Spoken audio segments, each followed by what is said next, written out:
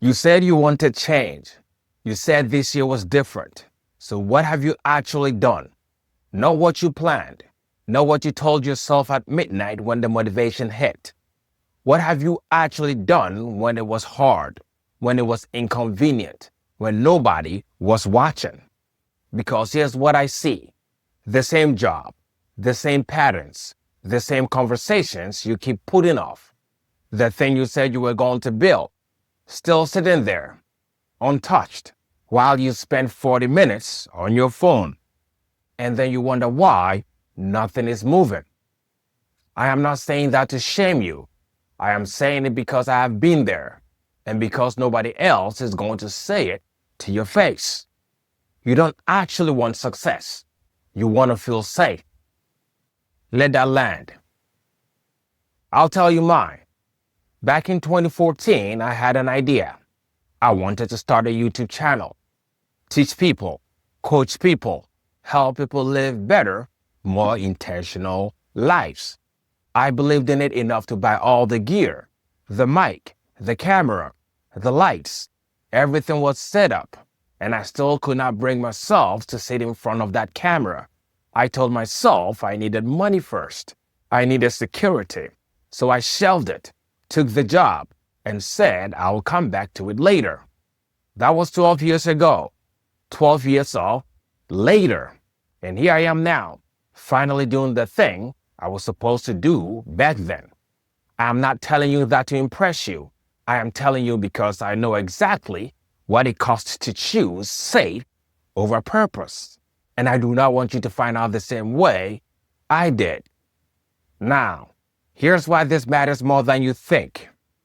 Real success is not just about getting more money, more followers, or more status. Real success means growth. It means becoming more than you were yesterday. It means stepping into a version of yourself that your current habits cannot carry. And none of that happens inside comfort. Comfort is, by definition, the absence of change. You cannot grow and stay still at the same time. That is not a motivational quote. That is just how reality works. So the moment you choose comfort over the hard thing, you are not just choosing to rest. You are choosing to stay exactly where you are. And your body is fine with that. Your nervous system is literally wired to seek safety and avoid pain. That is biology. That is survival doing what it was built to do. But you are not just a body. And the life you actually want does not live in the safe zone. Here's what nobody tells you about discomfort. The false self does not die quietly. The ego does not give up its throne without a fight. The part of you that wants easy, fast, and comfortable will always resist the part of you that wants truth, purpose, and freedom. That is why people stay in situations they have outgrown, jobs they hate, relationships that drain them, habits that weaken them, not because they do not know better, but because the familiar pain feels safer than the unknown growth. That is the trap. Rumi wrote that the wound is the place where the light enters. He was not being poetic for the sake of it. The places that stretch you, the moments that cost you something, those are not punishments. Those are openings, but only if you stop running from them. So stop asking, why is this so uncomfortable? And start asking, what is this discomfort trying to grow in me? Because sometimes discomfort is not a sign that you are failing.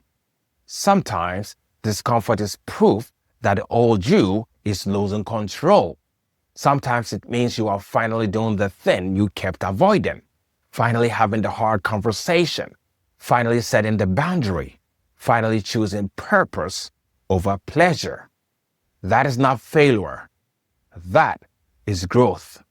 And once you understand that, something shifts. You stop calling it discomfort. You start calling it expansion. That tightness in your chest before you do the hard thing, you start to recognize it. You start to say, I know this feeling. This is what becoming feels like. So look at your life right now, not the version you perform for other people, the real one.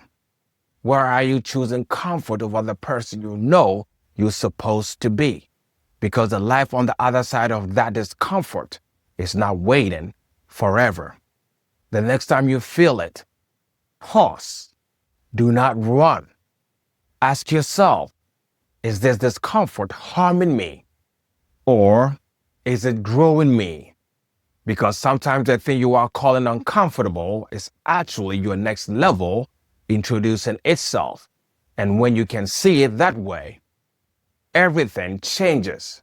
You stop saying, I am uncomfortable, and you start saying, I am growing right now. That is the shift. Comfort may protect the old you, but growth reveals the real you. Grow through it.